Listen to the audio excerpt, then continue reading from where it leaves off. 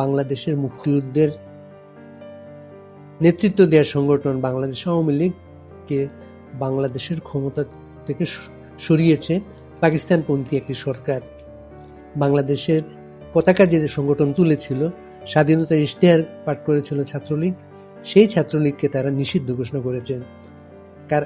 কারা করেছে? তারা ৭১-এ জামায়াতে ইসলামী পাকিস্তান ইসলামী ছাত্র সংঘ নামে বাংলাদেশের সশস্ত্র বিরোধিতা করেছিল। তারাই এ টিম বি টিম নানা কিছু তৈরি করে, তারা একজন জেনারেল ওয়াকারকে হাত করে, তারা একজন ডক্টর ইউনূসকে ক্ষমতায় বসিয়ে তারা বাংলাদেশ থেকে রিসেট বাটনে মুক্তিযুদ্ধের ইতিহাস মুছে দেওয়ার যে প্রক্রিয়াগুলো শুরু করেছিল তা ভেস্তে গেছে। বললাম এই কারণে, আপনারা সাম্প্রতিক সময়ে কিছু কথা শুনছেন না। কথাগুলো কি ছিল? ৭২ সংবিধানকে কবর দিয়ে দেবে, আওয়ামী লীগকে অপ্রাসঙ্গিক করবে, ইত্যাদি ইত্যাদি। এই কথাগুলো শুনছেন না, এই কথাগুলো শুনবেন না, কারণ পাশা উল্টে গেছে। এই কারণে বললাম, বাংলাদেশ জাতীয় এবং আন্তর্জাতিক চাপে নির্বাচনের দিকে যাচ্ছে এবং বাংলাদেশের যারা শুভাকাঙ্ক্ষী দাতা গোষ্ঠী, তারা বাংলাদেশে সব দলের অংশগ্রহণে একটি নির্বাচন চান, স্থিতিশীলতা চান। বিনিয়োগকারীরা এছাড়া বাংলাদেশে আর কোনো বিনিয়োগে আগ্রহী না, এই বার্তাটি বাংলাদেশকে পৌঁছে দেওয়া হয়েছে। বাংলাদেশকে পৌঁছে দেওয়ার পরে আপনারা খেয়াল করবেন, হঠাৎ করে যেখানে আমেরিকার বাইডেন প্রশাসন জানুয়ারির 20 তারিখে বিদায় নিচ্ছে, এই সময়ে তাদের নিরাপত্তা উপদেষ্টা ভারতে এসেছিলেন বলা যাবে না, ভারতীয় কূটনৈতিক উদ্যোগে তাকে আনা হয়েছিল ভারতে। জেক সুলিমান তার নাম। এর আগে আমেরিকানরা বাংলাদেশে 5 আগস্টের পরিবর্তনের পর বলেছিল তারা নতুন সরকারকে স্বাগত জানায়, কিন্তু জেক সুলিমান দিল্লি থেকে যাবার আগে যে বিবৃতি দিয়েছেন, সেখানে তিনি বলেছেন বাংলাদেশের এই সরকারকে ক্ষমতায় বসাতে তাদের কোনো ভূমিকা ছিল না। এবং ভারতীয় সেনাবাহিনীর প্রধান হঠাৎ করে বাংলাদেশ সেনাবাহিনী যেমন বাংলাদেশের রাজনীতি নিয়ে কথা বলেন, আজকাল ইন্টারভিউ দিয়ে তার মতামতটা বলার চেষ্টা করেন এবং একই সাথে বলার চেষ্টা করেন ইউনূস সরকার কোনো গণতান্ত্রিক সরকার না। এবং ভারতীয় সেনাবাহিনী প্রধানও হঠাৎ করে বললেন একই সুরে, যে এই কথা বললেন যে বাংলাদেশে সাধারণ নির্বাচনের পরে যে সরকার আসবে, সেই সরকারের সাথে ভারতের সম্পর্ক স্বাভাবিক হবে। এবং ভারতীয় সেনাবাহিনী প্রধান একই সাথে আরেকটি কথা বলেছেন, তা হলো বাংলাদেশের সেনাবাহিনী প্রধানের সাথে তাদের সার্বক্ষণিক যোগাযোগ আছে এবং 4 এবং 5 আগস্ট তারা অনর্গল কথা বলেছেন এবং কথা বলে বিভিন্ন সিদ্ধান্তগুলো নিয়েছেন। এর সাথে তিনি যে বার্তাটা দিয়েছেন, আওয়ামী লীগের সভানেত্রী প্রধানমন্ত্রী শেখ হাসিনা ভারতে নিয়ে যাওয়ার পিছনে 2 সেনাবাহিনী প্রধানের মধ্যে আলোচনা হয়েছিল। সেই সূত্রেই তাকে নিরাপদে ভারতে রেখে আসা হয়েছে। তাকে ভারতে সর্বদলীয় সম্মানিত অতিথি হিসাবে বরণ করা হয়েছে। এখন বাংলাদেশের সব দলের নির্বাচনে অংশগ্রহণ মানে হচ্ছে বাংলাদেশের প্রধান গুরুত্বপূর্ণ দল আওয়ামী লীগকে বাদ দিয়ে বাংলাদেশে কোনো নির্বাচন হবে না। বাংলাদেশের নির্বাচন একটা বাস্তবতা সবাই এখন স্বীকার করবেন, আওয়ামী লীগের নেতারাও স্বীকার করবেন যে আওয়ামী লীগের আমলে বিএনপিকে নির্বাচনে না আনতে পারাটা একটা বড় ব্যর্থতা ছিল। সেই ব্যর্থতার কারণে বাংলাদেশে কোনো রাজনৈতিক স্থিতি আসে নাই। বাংলাদেশটা হচ্ছে আওয়ামী লীগ এবং এন্টি আওয়ামী লীগ দুটা দলের নেতৃত্বে 2 ধারার বাংলাদেশ। এন্টি আওয়ামী লীগ ধারার মূল ধারাটা হচ্ছে বিএনপি, এবং মূল ধারার বিএনপি এখন বলা হচ্ছে যদি বাংলাদেশে এখনই নির্বাচন হয়, বিএনপি ভালো করার সম্ভাবনা আছে। আর আওয়ামী লীগকে যদি নির্বাচনে আনা হয়, কিভাবে আনা হবে, কিভাবে তার নিরাপত্তা বিষয়টা নিশ্চিত করা হবে, সেটা অবশ্যই আলোচনায় আসবে। কারণ এখন পর্যন্ত বাংলাদেশের পাকিস্তানপন্থী সরকার আওয়ামী লীগের নেতা কর্মীকে কোথাও দাঁড়াতে দিচ্ছে না। নানাভাবে 5 আগস্টের পর থেকে নানাভাবে যেখানে যাকে পাওয়া যাচ্ছে তাকে মেরে ফেলা হচ্ছে, যাকে গ্রেফতার করা হচ্ছে তাকে আদালতে আপনার হামলা করা হচ্ছে। আজকে আমি বাংলাদেশের একটা বিশ্বস্ত সূত্রে জেনেছি, কারাগারে বুদ্ধিজীবী সাংবাদিক। শাহরিয়ার কবিরের অবস্থা খুবই গুরুতর অবস্থা। শাহরিয়ার কবির একজন বয়স্ক মানুষ, শাহরিয়ার কবির একজন অসুস্থ মানুষ, এবং কারাগারে তাকে ডিভিশন দেওয়া হয়নি। এই শীতের সময়ে শাহরিয়ার কবির কারাগারে খুবই মানবতর জীবনযাপন করছেন, চিকিৎসা ছাড়াই। তিনি মৃত্যু পথযাত্রী। শাহরিয়ার কবির সাথে প্রতিশোধ নেওয়া হচ্ছে, কারণ হচ্ছে শাহরিয়ার কবির এই যে বাংলাদেশের যুদ্ধাপরাধীদের যে আন্দোলনটা, এই আন্দোলনটাকে এগিয়ে নিতে দীর্ঘদিন ধরে কাজ করছিলেন শহীদ জননী জাহানারা নিজামীকে সাদাত চৌধুরী, শাহরিয়ার কবির এরা এই বিচিত্রার মাধ্যমে লাইমলাইটে নিয়ে এসেছিলেন। ৭১-এর দিনগুলো তাদের অনুরোধে লেখা একটা বই। সেই বই বাংলাদেশের যুদ্ধাপরাধীদের আন্দোলনে যারা ছিলেন, যারা আছেন, তাদের কাছে একটা বাইবেলের মতো। সেই শাহরিয়ার কবিরকে হত্যা করা হচ্ছে জেলখানায় প্রতিশোধ নেওয়ার মতো। শুধু শাহরিয়ার কবির না, আওয়ামী লীগের বিভিন্ন স্তরের নেতা কর্মীদের জেলখানায় মেরে ফেলা হচ্ছে, বা মেরে ফেলা প্রক্রিয়াগুলো শুরু হচ্ছে। এক বগুড়া জেলে এই সাম্প্রতিক সময়ে 4 জন নেতা মারা গিয়েছেন। এগুলোকে জেল হত্যাকাণ্ড বলা হচ্ছে। আরো নেতাদের জেলে সরাসরি প্রত্যক্ষ পরোক্ষভাবে হত্যা করার প্রক্রিয়ার কথা বিভিন্ন জায়গায় আসছে। এই বিষয়গুলো উদ্বেগ তৈরি করছে, এবং যারা এই আওয়ামী লীগকে আবার ক্ষমতায় আনার প্রক্রিয়াতে শুরু করেছেন, তারা আওয়ামী লীগের ক্ষমতায়, আমি বেশি অগ্রিম বলে ফেলছি, তাকে রাজনীতিতে, স্বাভাবিক রাজনীতিতে আনার, নির্বাচনে আনার প্রক্রিয়া যারা শুরু করেছেন, তারা আলোচনার টেবিলে এই বিষয়গুলো আনছেন। এই কারণে আওয়ামী লীগকে আপনি যেভাবেই বলেন না কেন, আওয়ামী লীগ বাংলাদেশের মূলধারার দল।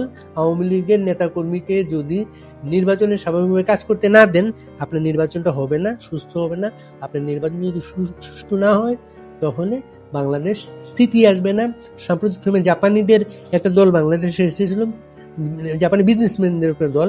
তারা বলে গিয়েছে বাংলাদেশে বিনিয়োগের এই মুহূর্তে কোনো ধরনের পরিবেশ নাই। সর্বশেষ যুক্তরাজ্যের একজন মন্ত্রী এসেছিলেন বাংলাদেশে, তিনি যাওয়ার সময় বলে গেছেন বাংলাদেশে সব দলের অংশগ্রহণে নির্বাচন দ্বারা চান। কাজে যারা আওয়ামী লীগকে অপ্রাসঙ্গিক করতে চেয়েছিলেন, আওয়ামী লীগকে ছাড়া নির্বাচন করতে চেয়েছিলেন, তাদের জন্য একটা নেগেটিভ বার্তা অলরেডি চলেছে। এর মাঝে বিএনপির যে উদ্বেগ নির্বাচন নিয়ে, তারা মনে করেছে তাদেরকে নির্বাচনের বাইরে রাখা অথবা নির্বাচনে হারিয়ে দেওয়ার একটা প্রক্রিয়া শুরু হয়েছে। এটা মূলত বিএনপি নেতারা ছাত্রদের নতুন রাজনৈতিক দলকে টার্গেট করে বলেছেন। ছাত্রদের এই নতুন রাজনৈতিক দলটা, যে ছাত্ররা কোটা আন্দোলনের মাধ্যমে চাকরির জন্য আন্দোলন শুরু করেছিল, সেই ছাত্ররা এখন পড়াশোনা বাদ দিয়ে দিয়েছে। তারা চাকরি চায় না, তারা ক্ষমতায় চলে গেছে। ক্যাবিনেটে তাদের 3 জন উপদেষ্টা আছেন। আগামী তারা ক্ষমতায় যেতে চায়। এর জন্য তাদের নানা ধরনের প্রক্রিয়া চলছে। বাংলাদেশে একটা রাজনৈতিক দল গঠন এবং বিকাশ কতটা কঠিন এবং জটিল বিষয়, যারা রাজনীতি জানেন তারা জানেন। এবং এই ছাত্ররা হঠাৎ করে মনে করছেন তারা সোনার চামচ মুখে চলে এসেছে। তারা বাংলাদেশের একটা বড় শিল্পপতি গ্রুপের মাধ্যমে বাংলা মোটরের মতো জায়গায় রূপায়ণ টাওয়ারের 2টো ফ্লোর নিয়ে তারা রাজনীতি করছেন। তারা বিভিন্ন টক শোতে কথা বলছেন। তাদের পোশাক, তাদের গাড়ি, তাদের জীবনযাপন নিয়ে প্রশ্ন উঠতে শুরু করেছে। আরো যে বাস্তবতা শুধু রাজনৈতিক দল গঠনের বিষয় না, তারা পত্রিকা বের করছেন, যে পত্রিকাগুলো আছে বাংলাদেশে, প্রথম আলো, ডেইলি স্টার, সমকাল, যুগান্তর, এরকম কয়েকটার বাইরে কোনো পত্রিকা কিন্তু চলে না বাংলাদেশে। এখন শুধু বাংলাদেশ না, সারা পৃথিবীতে প্রিন্ট মিডিয়া চলে না। ইলেকট্রনিক মিডিয়ার যুগ এখন, অনলাইনের যুগ এখন। কিন্তু এই সময় তারা গুলশান অফিস নিয়ে একটা বাংলা এবং একটা ইংরেজি দৈনিকের কাজ শুরু করেছেন। ডিক্লারেশন পাননি, কিন্তু কাজ শুরু করে দেওয়া হয়েছে, কিছু নিয়োগ দেওয়া হয়ে গেছে সেখানে। শুধু এই কাজটা না, তারা সারা বাংলাদেশে আওয়ামী লীগের ইউনিয়ন পরিষদ চেয়ারম্যান যারা আছেন, বিভিন্ন পৌর কর্পোরেশন, পৌরসভার কমিশনার যারা আছেন, এই লেভেলের লোকজনকে দলে ভিড়ানোর চেষ্টা করছেন। তাদের নিজস্ব কোনো কাঠামো নেই যে এই লোকগুলার কাছে যাবেন এবং দলে ভিড়ানোর চেষ্টা। এই কাঠামোটা তৈরি করছে বাংলাদেশের গোয়েন্দা বিভাগ, যেটা সবসময় করতো বাংলাদেশে। 1/11-এর সময় যেটা করার চেষ্টা করা হয়েছে, সেই চেষ্টাটা আবার শুরু হয়েছে বাংলাদেশে। এর কারণে বিএনপি মনে করছেন তাদেরকে ঠেকানোর জন্য একটা প্রক্রিয়া শুরু হয়েছে। ও পাশে আছে, পেছনে আছে জামাত। সেনাবাহিনীকে কাজে লাগিয়ে, গোয়েন্দা বিভাগকে কাজে লাগিয়ে তারা দল করার চেষ্টা করছেন। মান্নার দল বিপ্লবী ওয়ার্কার্স পার্টি, জোনায়েদ সাকির দল, তারপরে নুরুর বিপিন নুরুর দল, এই দলগুলোর বাইরে এই দলগুলো একটা ধারা, আরেক ধারায় তারা মনে করছেন জামাত, ছাত্রদের নতুন সংগঠন, এবি পার্টি, সারা দেশে ইউনিয়ন পরিষদ চেয়ারম্যান, কাউন্সিলর, এদেরকে নিয়ে সেনাবাহিনী, সেনা গোয়েন্দা সংস্থার এটা পক্ষ যে কাজ করছে, এই তথ্যটা বিএনপির কাছে আসার পরে তারা খুবই সিরিয়াসলি নিয়েছে বিষয়টা। তারা গতকালকে যে তাদের স্থায়ী কমিটির বৈঠকটা হয়েছে, সেখানে তারা টার্গেট ঠিক করেছে। যে জুন মাসের মধ্যে, মানে এখন হচ্ছে জানুয়ারি মাস, আগামী জুন মাসের মধ্যে নির্বাচনের জন্য তারা চাপ তৈরি করবে, পথে নামবে। অনেকেই মনে করছেন বিএনপি যে জুন মাসের কথা বলছেন, জুন মাসে হয়তো বাংলাদেশের নির্বাচন সম্ভব না, বর্ষাকালে বাংলাদেশে নির্বাচন হয় না। তো বিএনপি টার্গেটটা অনেকে মনে করেন জুনের কথা বললেও বিএনপি চাচ্ছে যাতে এবছরের মধ্যেই যাতে নির্বাচনটা হয়।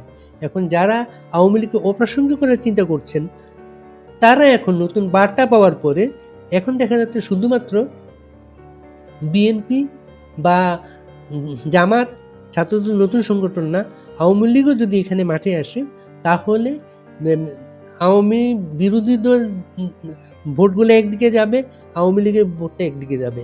এতদিন চিন্তা ছিল আওয়ামী লীগকে যদি ভোটে রাখা না যায়, আওয়ামী লীগকে যদি বলা হয় যে বিচার শেষ না হওয়া পর্যন্ত নির্বাচন করা যাবে না, তো এই কথা বলে যদি নির্বাচন বিলম্বিত করা যায়, অথবা আওয়ামী লীগকে বাইরে রাখলে আওয়ামী লীগের ভোটটা তাদের পক্ষে আসতে পারে। কিন্তু সেই পাশার দানটা উল্টে গেছে। নতুন ধারার নির্বাচনের জন্য আওয়ামী লীগ তৈরি হচ্ছে, আওয়ামী লীগের মুখপাত্র তৈরি হচ্ছেন, আওয়ামী লীগের টিম তৈরি হচ্ছে দেশে বিদেশে। আওয়ামী লীগের শুধু রাজনৈতিক টিম না, আইনগত টিম নানাভাবে মোকাবেলার জন্য যে বাস্তবতা সামনে আসছে, সেটা প্রতিদিন নতুন নতুন পরিবর্তন আসবে, সেটা একটা ধারা পাওয়া যাচ্ছে। এবং সেই ধারাটা হবে নতুন ধারার রাজনীতির, এবং নতুন ধারার রাজনীতিতে পুরনো রাজনীতি ভুল ত্রুটি যার যেখানে ছিল সেটা অ্যাড্রেস করবেন, সবাই অ্যাড্রেস করতে হবে। কারণ তরুণরা তো নতুন কিছু চায়, কিন্তু তরুণরা শুধুমাত্র আগের যে ছাত্র আন্দোলন, শুধু সেই ছাত্র জায়গায় নাই, তরুণরা কিন্তু আওয়ামী লীগেরও তরুণ আছে, বিএনপির তরুণ আছে, ছাত্র আন্দোলনের তরুণ আছে। তরুণ শক্তিকে কে কিভাবে আকৃষ্ট করতে পারবেন সেটাই গুরুত্বপূর্ণ, যেটা আওয়ামী লীগের আরাফাত, যিনি সাবেক তথ্যমন্ত্রী ছিলেন, তিনি অ্যাড্রেস করতে শুরু করেছেন। কারণ আওয়ামী লীগ যে বাংলাদেশের অনলাইনে ডিজিটাল প্ল্যাটফর্মে তরুণদের সম্পৃক্ত করার যে নতুন ধারা তৈরি করেছে, সেই জায়গার পজিটিভ নেগেটিভগুলো ছিল, পজিটিভগুলো সামনে আসছে, সেই সামনে নিয়ে আসছে নতুন বাংলাদেশ, নতুন ধারার বাংলাদেশ। আগামী দিন নির্বাচন হবে, সেই নির্বাচনে আওয়ামী লীগ অংশ নেবে, সেটাই সামনের প্রতিশ্রুতি। সে পর্যন্ত আজকের মতো এখানেই